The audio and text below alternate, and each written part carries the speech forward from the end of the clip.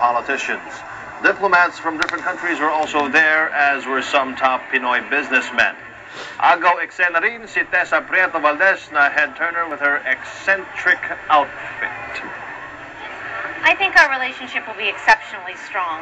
As you know, our presidents have already talked, President Obama and President Arroyo, several times over the last year. And President Obama has said America's destiny is shared with the world. And that really starts with the Philippines, one of our oldest and dearest friends.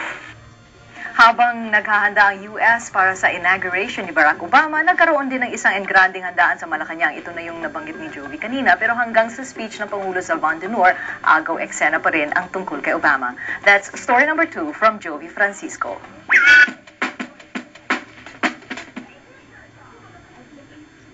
Dahil idinaos ang taunang New Year Van de Noor ng Malacanang sa araw ng makasaysayang pagpupo ng bagong Pangulo ng Amerika, ang toast para sa magandang taon ng Pilipinas ay naging toast na rin para kay Barack Obama.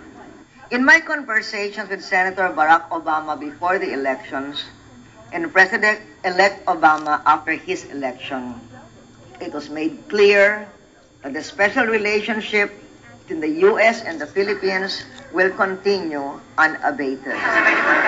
Mahaba ang speech ng ating Pangulo tungkol sa mga plano niya sa Pilipinas ngayong taon. Pero wala rito ang atensyon ng marami. Damang-dama kasi na ang nasa isip niya at maging ng mga bisita niya ay si Obama. I want to say how honored we were that President Arroyo dedicated a part of her speech today to congratulating our new president. It's a historic day for America. And we're all thrilled to be able to celebrate that with Philippine friends. Our commitment to human Nagbalik tanaw pa nga ang Pangulo sa mga realidad at estado ng Pilipinas na kanyang nadatna na umupo siya sa pwesto noong January 21, 2001. Nagkataong iyon din ang mismong araw kung kailan umupo bilang Pangulo ng Amerika si George W. Bush, ang leader na sinasabing kakambal sa tadhana ni PGMA. Tapos na ang liderato ngayon ni Bush. Papatapos naman ang termino ni PGMA. Pero ayaw na muna niyang isipin ito dahil marami pa raw siyang dapat gawing trabaho. 2008 was a year for the history books. I assumed the presidency in 2001 with no budget to spare. Our coffers were in the negative because of our financial reforms and sound fiscal management since 2001. Our economy has posted uninterrupted growth over 36 quarters. Pero sa ayaw at sa gusto ng administrasyong ito, malapit na talaga ang 2010 elections. Dumalo sa okasyon kanina si dating Pangulong Fidel Ramos. At maski ito, hindi napigilang magkomento tungkol sa namumuong labanan sa paparating na eleksyon.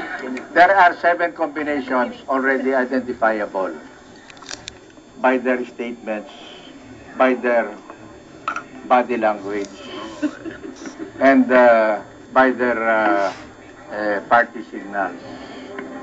But that's just too many. And well, they have to start talking about sliding down to number 2. After all, in Philippine culture, being number 2 is more enjoyable. Nagawa pa nitong punahin ang tila pagkabagito ng ilang nais pumosisyon para maging Pangulo. Revealing is not the thing to do. It is negotiating in the back channel, being premature. And you end up being delivered by cesarean delivery.